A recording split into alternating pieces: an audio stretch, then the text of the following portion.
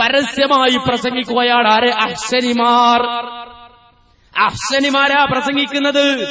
വ്യക്തമായി കേട്ടോളൊരു മുസ്ലിയാർ തന്നെ അത് ഉദ്ധരിക്കുന്നത്. അതിനേക്കാളും അപകടകരപ്പോ ഇപ്പൊ ഇവര് മഹാൻ പ്രസംഗിച്ചത് എന്താണ്? ഒരു സീഡിയിലുള്ള ഭാഗ ഇപ്പൊ ഇങ്ങോട്ട് കാണാം. സാധാരണ നമ്മളൊക്കെ പറയാറുണ്ട്, നമ്മൾ ചെയ്യണ എന്ത് കാര്യം അള്ള അറിയും. അള്ള ചെയ്യണ എല്ലാ കാര്യവും നമ്മളറിയുന്ന ആരെങ്കിലും പറയാറുണ്ടോ? ഒരാളും പറയില്ല. എന്നാ കാന്തപുരത്തിന്റെ ആൾക്കാർ മൂപ്പരെ പൊക്കന്നെ, കാരണം എന്തെങ്കിലും അവിടെ സീറ്റ് കിട്ടുള്ളൂ, പല മെച്ചോണ്ട് മൂപ്പരെ ഉയർത്തിക്കൊണ്ടുവന്നാല് അവിടെ പറയാണ്, ഈ പ്രസംഗത്തിൽ പറയാണ്, പറഞ്ഞ് കാന്തപുര ഉസ്താദിന്റെ മഹത്വം പറഞ്ഞ് അതന്നെ ആ പ്രസംഗത്തിൽ ഉള്ളടക്കം പറഞ്ഞ് ലാസ്റ്റ് പറയാണ്, കാന്തപുരം ഉസ്താദ് അറിയാതെ അള്ളാഹു ഒന്നും ചെയ്യുകയില്ല പറയാൻ പോണു.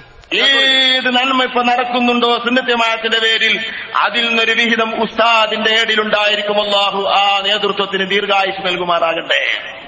ഉസ്താദ് അറിയാതെ ഞാൻ അള്ളാഹു താൻ എവിടോ ചെയ്യുന്ന എനിക്ക് തോന്നുന്നില്ല. ഉസ്താദ് അറിയാതെ ഞാൻ അള്ളാഹു താൻ എവിടോ ചെയ്യുന്ന എനിക്ക് തോന്നുന്നു. ഉസ്താദ് അറിയാതെ ഉസ്താദിനെ ബന്ധപ്പെടാതെ ഇവിടെ ഒരു സുന്നി വളരെ വ്യക്തമായി എവിടേക്കാണ് ഇവരെ പോക്ക്. ഈ മുസ്ലിം സമൂഹത്തിന് ഒരു കാര്യബോധമുള്ള മുസ്ലിങ്ങളുടെ മുമ്പിലാണത് പറയണത്. ഇത് വളരെ ഗൗരവമുള്ള കാര്യം തന്നെയാണ്. ഉസ്താദ് അറിയാതെ അള്ളാഹ് ഒന്നും ചെയ്യൂല. അതെന്തേ? ഉസ്താദ് ആരാ? യജമാനനാണ്. അള്ളാഹ് അടിമ. അങ്ങനെയാണല്ലോ. യജമാൻ അറിയാതെ അടിമയാണല്ലോ ഒന്നും ചെയ്യാൻ പാടില്ലാത്തത്, അല്ലേ? ഉസ്താദ് അറിയാതെ അള്ളാഹ് ഒന്നും ചെയ്യൂല എന്ന് പറഞ്ഞാൽ എന്താണ് അതിന്റെ അർത്ഥം? നിങ്ങൾ മനസ്സിലാക്കണം. ഉസ്താദ് യജമാനനും അള്ളാഹ് അടിമയുമാകണം. അങ്ങനെയുണ്ടോ? മാഅല്ലാഹ് കാത്തുരക്ഷിക്കുമാറാകട്ടെ. മഹാനായ മുഹമ്മദ് മുസ്തഫ സല്ലല്ലാഹു അലൈഹി വസല്ലമയുടെ ജീവിതത്തിൽ ഒരു സംഭവം. എന്താ സംഭവം? റസൂലുള്ളാഹിന്റെ അടുക്കലേക്ക് കുറച്ച് ആളുകൾ വരുന്നു. എന്നിട്ട് റസൂലുള്ളയോട് ചോദിക്കുകയാണ്, നബിയെ, ഞങ്ങൾക്ക് സംശയമുണ്ട്, ചില സംശയങ്ങളുണ്ട്. ആ സംശയങ്ങൾക്ക് താങ്കൾ നിവാരണം വരുത്തണമെന്ന് ആവശ്യപ്പെട്ടിട്ട് റസൂലുള്ളയോട് ചില ചോദ്യങ്ങൾ ചിലർ ചോദിച്ചപ്പോ അള്ളാഹുവിന്റെ റസൂല് പറഞ്ഞു, നാളെ ഞാൻ അതിന് മറുപടി പറഞ്ഞു തരുന്നുണ്ട്, നാളെ വാ, ഞാൻ മറുപടി തരാം എന്ന് പറഞ്ഞു. അത് പറയുമ്പോ റസൂലുള്ളാഹിന്റെ മനസ്സിലെ വിചാരം എന്താണെന്നറിയോ? നാളെക്കുള്ളിൽ എനിക്ക് വഹി കിട്ടും, അതിനുള്ളിൽ അങ്ങനെ മറുപടി പറഞ്ഞു കൊടുക്കാം എന്ന നിലയിൽ ആ റസൂലുള്ളാഹി ഉറപ്പ് നൽകി പറഞ്ഞു വിട്ടത്. ശരി, നാളെ വാ, ധൈര്യത്തെ വാ, ഞാൻ പറഞ്ഞുതരാം എന്ന് പറഞ്ഞു. അവര് പോയി. പിറ്റേന്ന് വന്നു, പക്ഷേ വഹി വന്നില്ല. ചോദ്യകർത്താക്കൾ വന്നു, വഹി വന്നില്ല. റസൂലുള്ളാഹി വിഷമിച്ചു, റസൂലുള്ളാഹി പ്രയാസപ്പെട്ടു. പറഞ്ഞതാണല്ലോ നാളെ പറയാമെന്ന്. അവര് പറഞ്ഞു, റസൂലേ, അല്ലെങ്കിൽ നബിയെ, താങ്കൾ പറഞ്ഞുവല്ലോ ഇന്ന് മറുപടി തരാമെന്ന്. എവിടെ മറുപടി കേൾക്കാനാ വന്നത്? റസൂലുള്ളാഹി വിഷമിക്കുമ്പോ നാമൂസുൽ അമീൻ മലക്ക് ജിബ്രീൽ അലൈഹിസ്സലാത്തു വസ്സലാം ഇറങ്ങി വന്നിട്ട് ഓതിക്കൊടുക്കുകയാണ്, നബിയെ, വലാ തഖൂലന്ന ലിശൈഇൻ ഇന്നി ഫായിലുൻ ദാലിക ഗദാ ഇല്ലാ അയ്യശാ അല്ലാഹ്. ഓ റസൂലേ, ഒരു കാര്യത്തെക്കുറിച്ചും താങ്കൾ പറയാൻ പാടില്ല. എന്ത്? ഇന്നി ഫായിലുൻ ദാലിക ഗദാ, നാളെ ഞാൻ ആ കാര്യം ചെയ്യുന്നതാണ് എന്ന് ഒരു കാര്യത്തെക്കുറിച്ചും നബിയെ താങ്കൾ പറയരുത്. ഇല്ലാ അയ്യശാ അല്ലാഹ്, ഇൻഷാ അല്ലാഹ് എന്ന് പറഞ്ഞിട്ടല്ലാതെ. അല്ലാഹ് ഉദ്ദേശിച്ചാൽ. കാരണം എന്താ? എനിക്കറിയില്ല എന്താ അല്ലാഹ് ഉദ്ദേശിച്ചത് എന്ന്.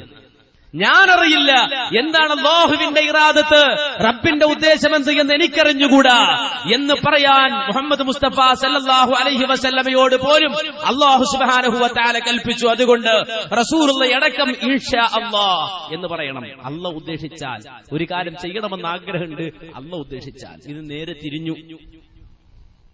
തിരിഞ്ഞു. എന്നിട്ട് അല്ലാഹു സുബ്ഹാനഹു വ തആല ഒന്നും ചെയ്യൂല, കാന്തപുരം അറിയാതെ. ഇത് അപകടമല്ലേ മാന്യ സഹോദരങ്ങളെ? ഇത് അംഗീകരിക്കണോ? ഇത് വിശ്വാസികൾ ഉൾക്കൊള്ളണോ? ഇത് വിശ്വാസികൾ മനസ്സിലാക്കണോ? ഒരിക്കലും സാധ്യല്ല.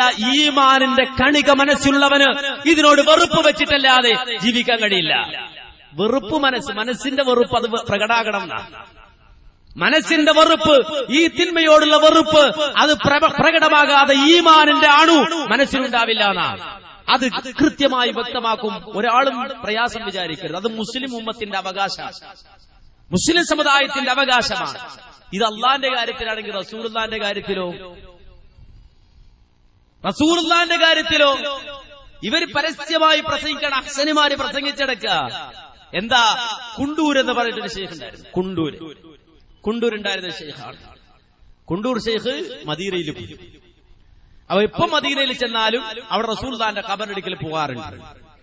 അവിടെ എപ്പോഴും തിരക്കാണ്. അങ്ങനെ ഒരിക്കലും കൊണ്ടൂര് പറഞ്ഞു, ഇനി ഞാൻ ഇങ്ങോട്ട് വരില്ല, ഇവിടെ എപ്പോഴും തിരക്കാണ്, എപ്പോഴും ഇവിടെ തിരക്കായതുകൊണ്ട് അടുത്ത പ്രാവശ്യം ഞാൻ വരില്ല. അതിനടുത്ത പ്രാവശ്യം കൊണ്ടൂര് അവിടെ ചെന്നു. എന്നിട്ട് മാറി നിന്നു, പോയില്ല.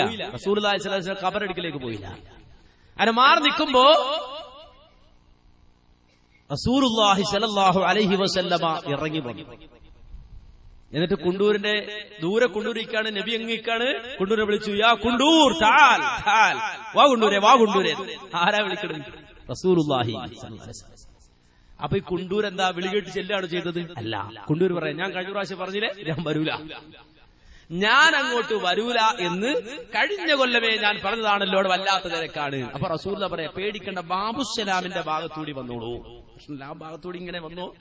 അപ്പോഴും കൊണ്ടൂരിങ്ങനെ മടിച്ചപ്പോ റസൂലുള്ള പറയാണ്, കൊണ്ടൂരെ പേടിക്കണ്ട, നിനക്ക് എന്നെ കാണണമെന്ന് ആഗ്രഹമില്ലെങ്കിലും നിനക്ക് വേണ്ടപ്പെട്ട ഒരാൾ ഇവിടെയുണ്ട് എന്ന അർത്ഥത്തിൽ റസൂലുള്ള പറയാണ്, നിനക്ക് വേണ്ടപ്പെട്ട ഒരാൾ ഇവിടെയുണ്ട്.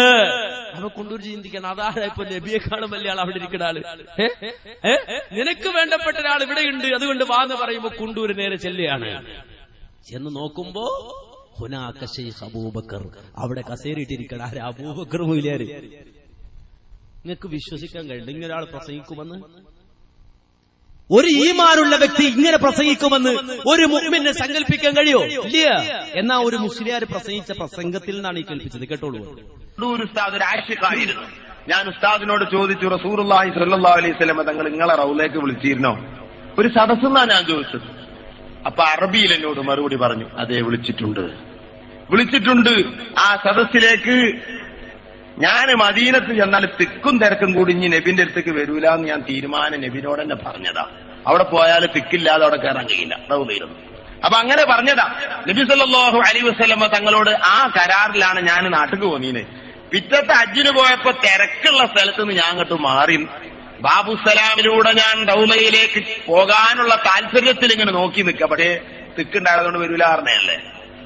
അപ്പോൾ റസൂലുള്ളാഹി തങ്ങൾ എന്നെ മാടി വിളിച്ചു. സ്വപ്നമല്ല സഹോദരന്മാരെ, സ്വപ്നമല്ലേ പറയുന്നത്, എന്നെ മാടി വിളിച്ചു. നിങ്ങൾക്ക് ഇഷ്ടപ്പെട്ടവർ ഇവിടെ ഉണ്ടെന്ന നിലക്ക് റസൂൽ എന്നെ മാടി വിളിച്ചു. ഞാൻ പറഞ്ഞു, അവിടെ തിക്കും തിരക്കുമാണ്. കൊണ്ടൂർ സാഹ് പറയാ, അറബിയിൽ എന്നോട് പറഞ്ഞതാ. അപ്പൊ റസൂലുള്ള പറഞ്ഞു, അതിന് പരിഹാരമുണ്ട്, നിങ്ങൾ ഇങ്ങോട്ട് വരിക. ഞാൻ ആ ബാബുസലാമിനോട് അങ്ങ് ചെന്നപ്പോൾ കുണ്ടൂർ ഉസ്താദിനോട് പറഞ്ഞ വാക്കാ ഞാൻ പറഞ്ഞു, ഹുനാക ശൈഖ് അബൂബക്കർ, അവിടെ ബഹുമാനപ്പെട്ട എപി ഉസ്താദ് ഇരിക്കുന്നുണ്ട്, അവിടേക്കാണ് എന്നെ വിളിച്ചത്.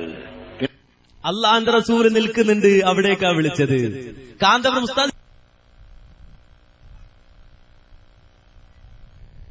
വിഷയത്തിൽ സ്വപ്നം കണ്ട ചില സംഭവങ്ങൾ ഒരു അക്സരി പറഞ്ഞ സീഡിയുടെ ക്ലിപ്പ് കേൾപ്പിച്ചിട്ടാണ് ഇവരവിടെ കുറേ വേണ്ടാത്തത് പറഞ്ഞത്.